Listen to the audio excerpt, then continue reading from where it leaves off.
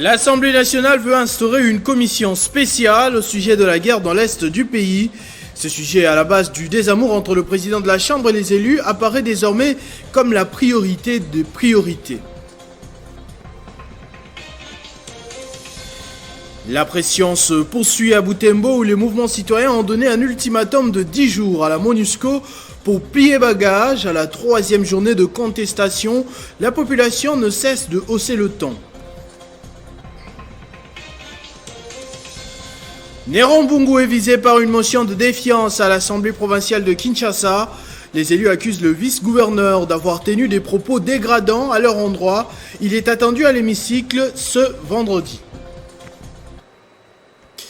Mesdames et messieurs, bonsoir. Après un début de matinée timide, les élus se sont quand même rendus à l'hémicycle ce mercredi pour le traitement de quelques points inscrits à l'ordre du jour. Il s'agit entre autres de l'épineux problème d'insécurité qui sévit dans la partie est du pays. À la base, souvenez-vous d'un désaccord palpable entre le président de la Chambre basse du Parlement, Christophe Mbosso-Kodia, et un groupe d'élus.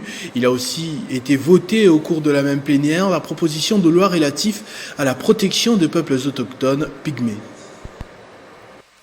La situation sécuritaire dans l'Est de la République démocratique du Congo préoccupe au plus haut point les députés nationaux qui font désormais bloc pour mettre fin aux tueries dans cette partie. Ce qui a justifié la communication du président de l'Assemblée nationale, Christophe Mbosso-Kodia, à la plénière d'encourager les députés nationaux à se ranger derrière le chef de l'État, Félix-Antoine Tshisekedi Tshilombo, pour mettre fin à cette situation qui a tant duré. À ceux-là qui sont propres, qui ne sont pas impliqués, je leur demande de poursuivre la mission qu'ils ont commencée. À sensibiliser les élus nationaux que nous sommes pour que tous ensemble, unis autour du chef de l'État qui fait de l'insécurité à l'Est son cheval vraiment de bataille, que tous ensemble, unis derrière le chef de l'État, que nous arrivions à mettre fin à cette insécurité.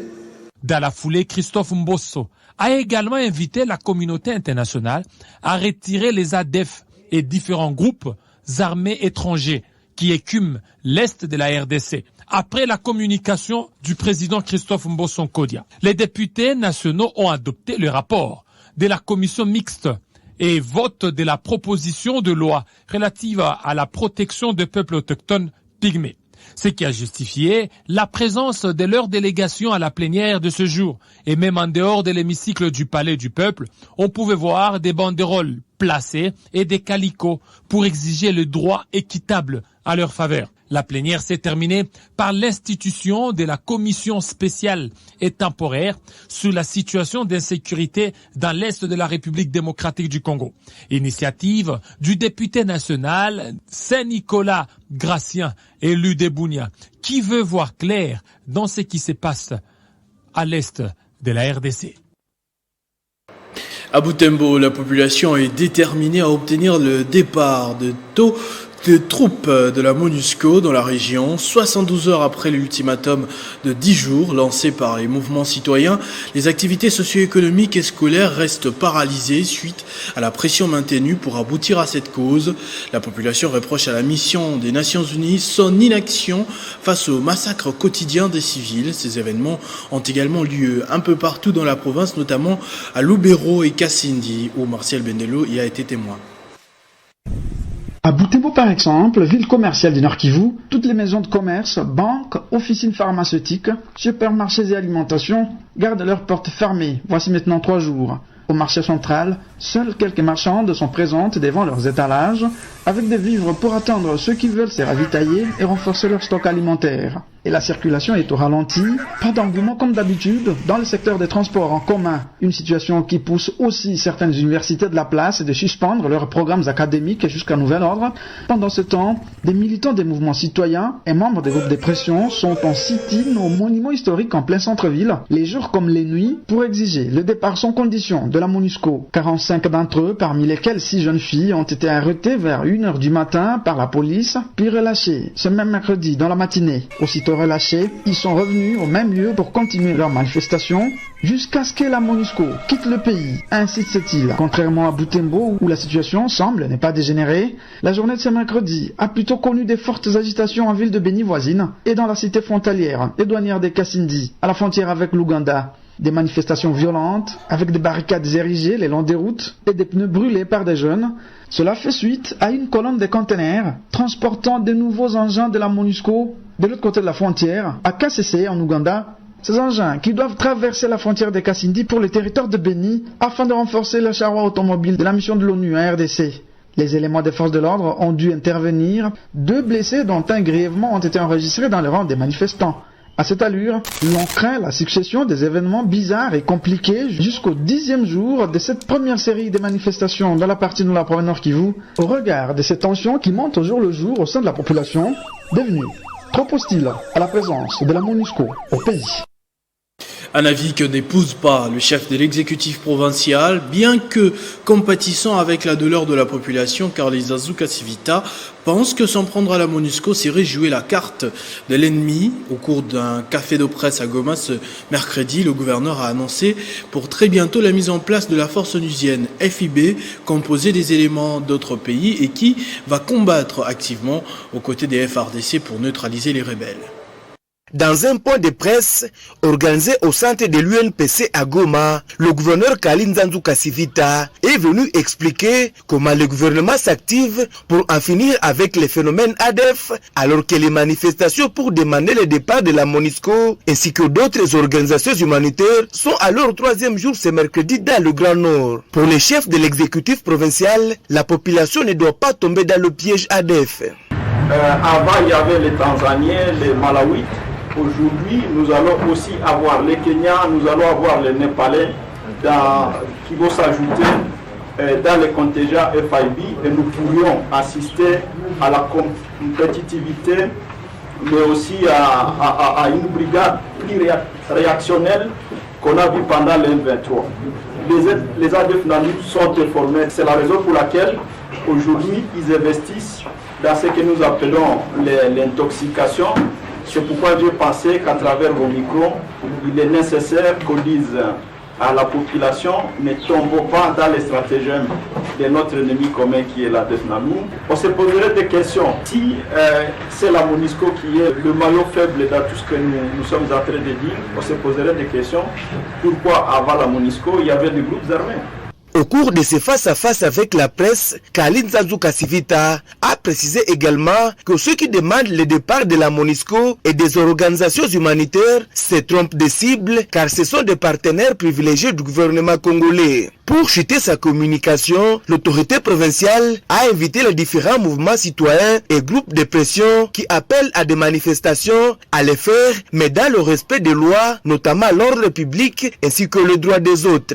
Ce café de presse a été aussi co-animé par le président provincial de la société civile ainsi que notre acteur politique de Goma.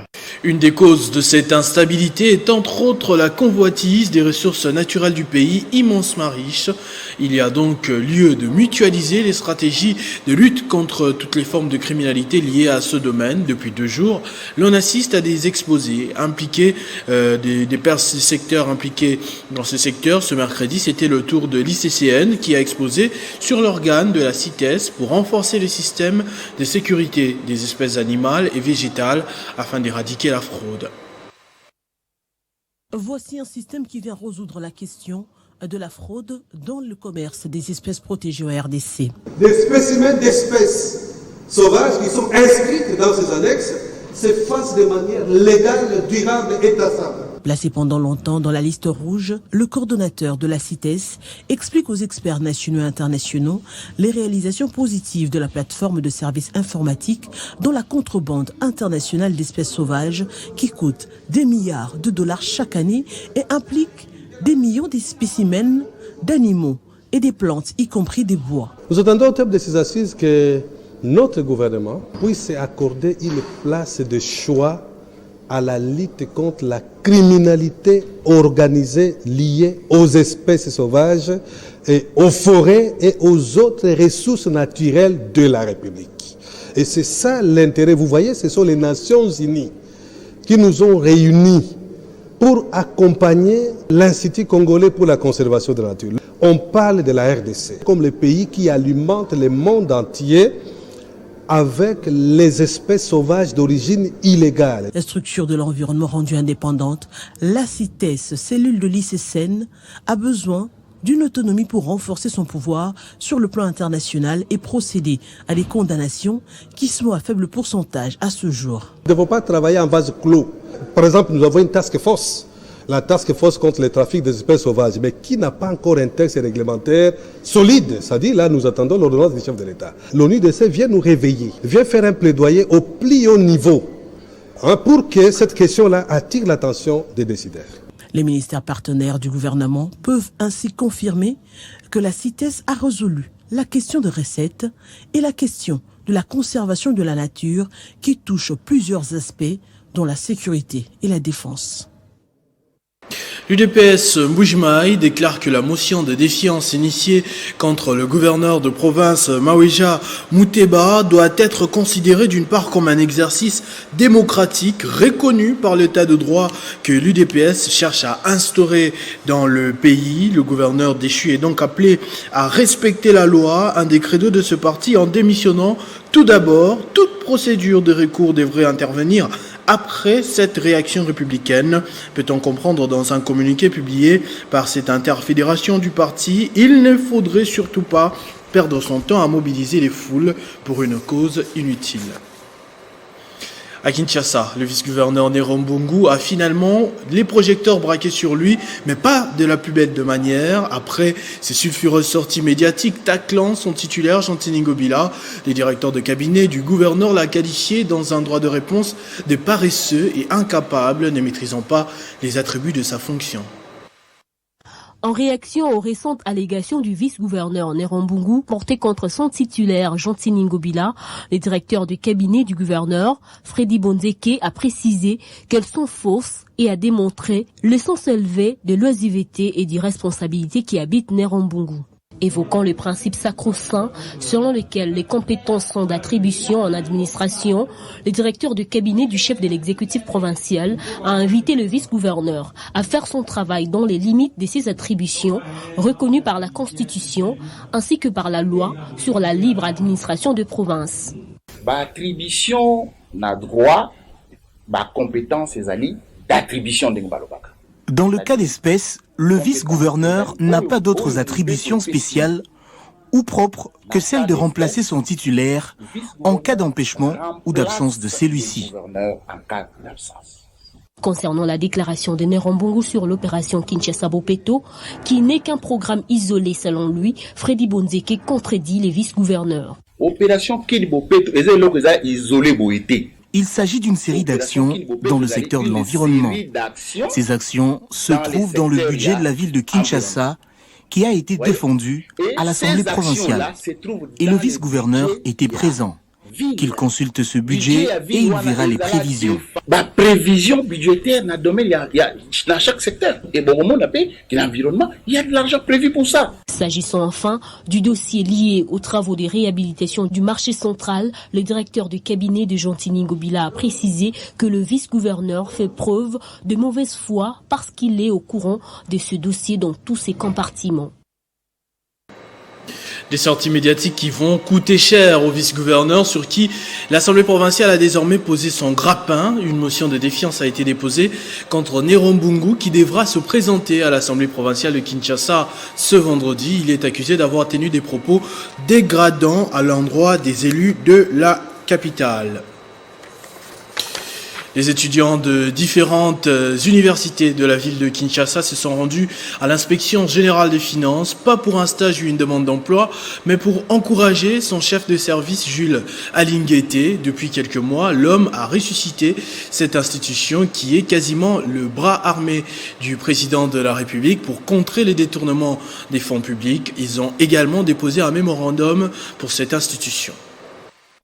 Les étudiants de l'ISC, UPC, INA réclament justice pour les dossiers Bukangalonzo, Covid-19, Équateur et Peste. ULK, ISTA, IFASIC, plus des régimes des intouchables dans notre pays. C'est ce qu'on peut lire sur les différents calicots des étudiants venus de toutes les universités de la capitale apporter leur soutien indéfectible à l'inspecteur général des finances, Jules Alinguete. Nous sommes venus voir l'inspecteur pour, premièrement, l'encourager, le féliciter pour tout ce qui est fait jusque-là par ce service. Visiblement touché, l'inspecteur des finances, Jules Alinguete, a remercié la délégation des étudiants d'avoir reconnu l'importance du travail abattu à l'inspection générale des finances. Nous sommes fiers.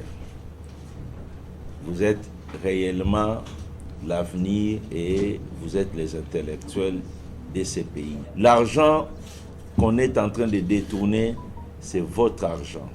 C'est l'argent de nos parents. C'est l'argent de nos frères, l'argent de nos enfants.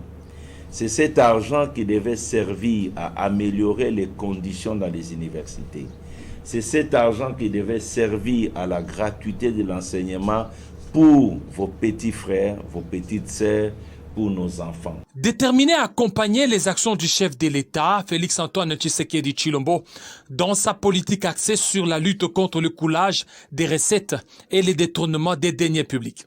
Jules Alinguete dément toutes les accusations portées à sa charge sur les détournements de 12 millions de dollars dans la rétrocommission supposée au ministère de l'économie et ne veut baisser les bras malgré les chantages et intimidations dont il fait objet de la part des fossoyeurs de l'économie de la RDC.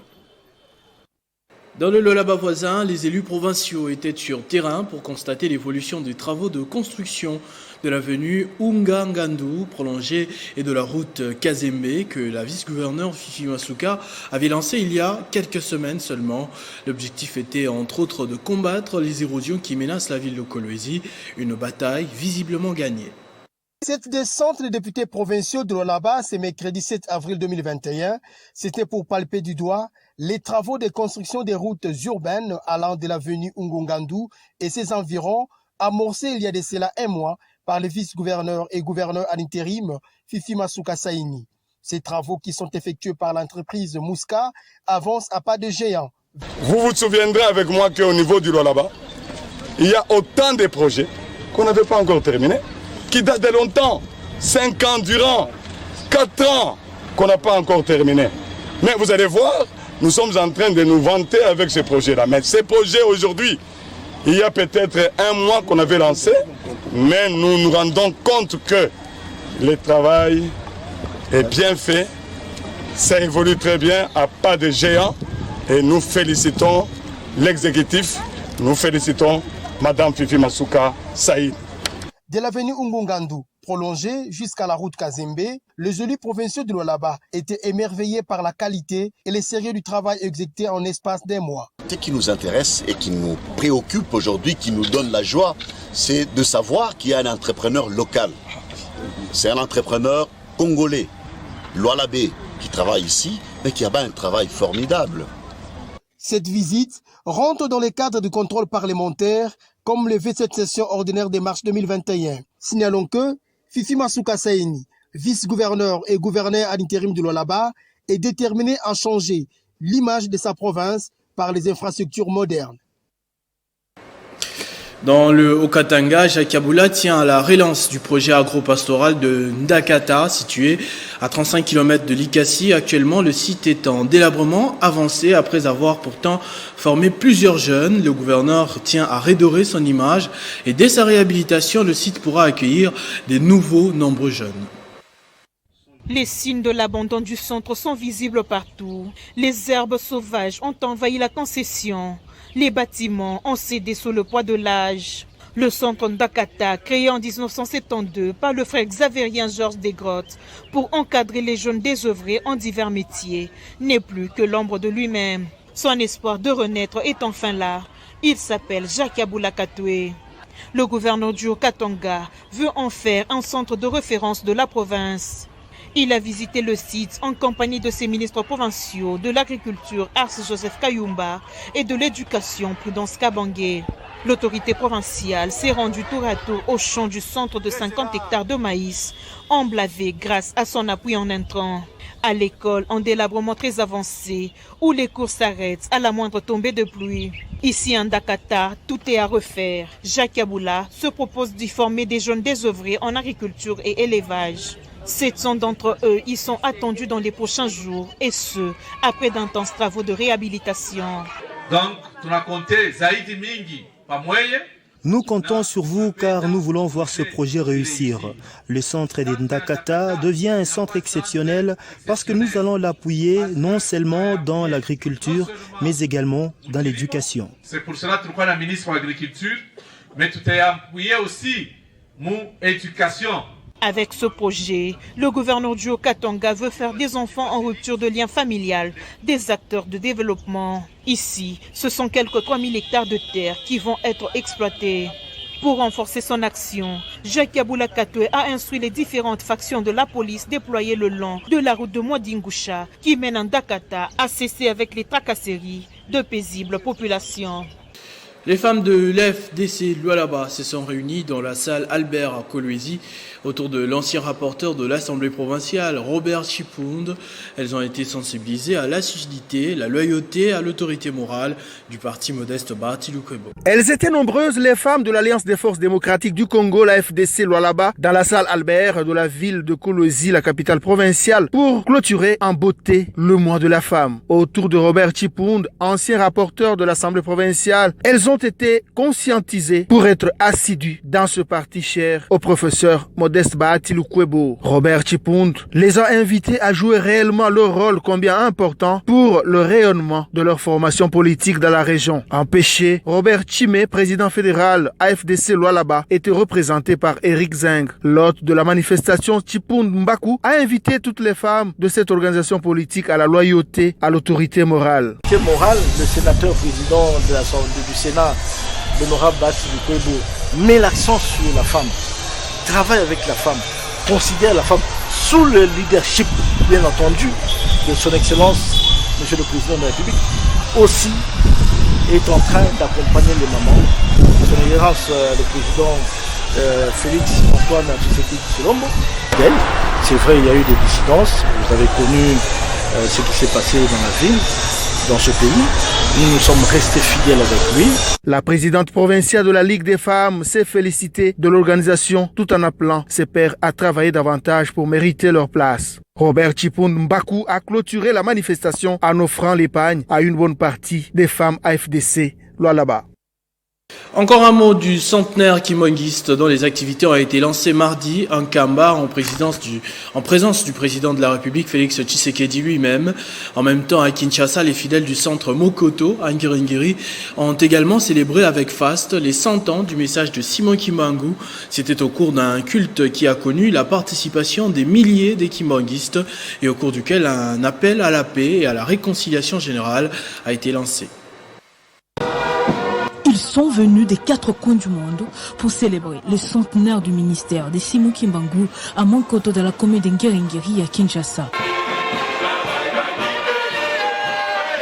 Les Kimbanguistes se sont réunis pour honorer la vision de l'envoyé spécial de Dieu, Simon Kimbangu, le premier prisonnier africain qui a lutté contre les violations de droits de l'homme noir. Prières, musique, défilés, messages, c'est ce qui caractérise l'ambiance au centre de Mokoto ce 6 mars 2021. Sur les 100 ans, je ne pense pas qu'il y a plus de 20 ans de négatif.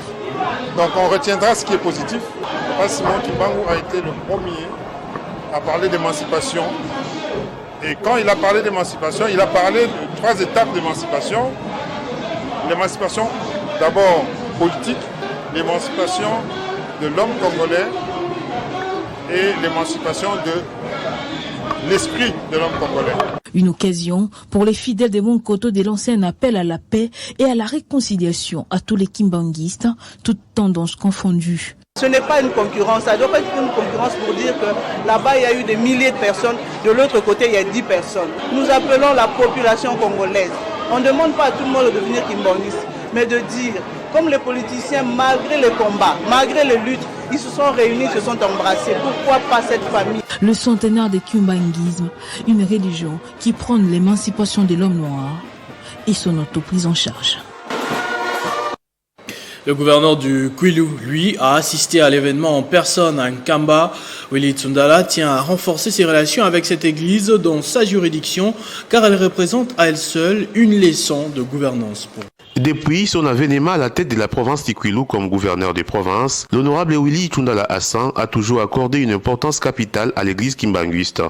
Reconnaissant la valeur du père du kimbanguisme, Simon Kimbangu, le gouverneur Willy Tsundala, accompagné d'une forte délégation de sa juridiction, a fait les déplacements pour la province du Congo central afin de prendre part aux festivités du centenaire de l'église kimbanguiste organisées à Nkamba dans la cité Nouvelle-Jérusalem. Pour les premiers citoyens kwilois, sa participation à cette fête du centenaire qu'a pris part le président de la République, Félix Antoine Tshisekedi Tshilombo, n'a pas été seulement parce qu'il a été invité, mais plutôt parce qu'il garde une mémoire pieuse à la lutte qu'a menée Simon Kimbangu pour l'émergence du peuple congolais en particulier et africain en général, ayant compris que l'église kimbanguiste constitue aussi un fer de lance pour l'émergence de sa province. Le gouverneur Willy Tsundala s'engage juste après sa participation à cette fête de renforcer ses relations avec cette église pour asseoir sa gouvernance. D'ailleurs, il promet de soutenir tant soit peu l'achèvement du centre de l'église kimbanguiste situé dans la commune de Basoko, au chef-lieu de la province du Kwilu. En même temps, le gouverneur Tsundala invite tous les fidèles kimbanguistes à suivre les traces de leur père spirituel qui était un acteur de paix et visionnaire de développement. Pour lui, cette église qui accompagne toujours les institutions de la République mérite d'être soutenue par tous les détenteurs du pouvoir parce qu'elle constitue une leçon dans la gouvernance. Ce journal est terminé, je vous en rappelle tout de suite les principaux titres. L'Assemblée nationale veut instaurer une commission spéciale au sujet de la guerre dans l'Est du pays. Ce sujet, à la base du désamour entre le président de la Chambre et les élus, apparaît désormais comme la priorité des priorités. La pression se poursuit à Butembo, où les mouvements citoyens ont donné un ultimatum de 10 jours à la MONUSCO pour plier bagage. À la 3e journée des contestations, la population ne cesse de hausser le ton. Nerombungu est visé par une motion de défiance à l'Assemblée provinciale de Kinshasa. Les élus accusent le vice-gouverneur d'avoir tenu des propos dégradants à leur endroit. Il est attendu à l'hémicycle ce vendredi. À tous et à toutes, merci de votre attention soutenue. L'actualité reste en continu sur votre chaîne Télé 50. Vivez heureux, vivez sans temps.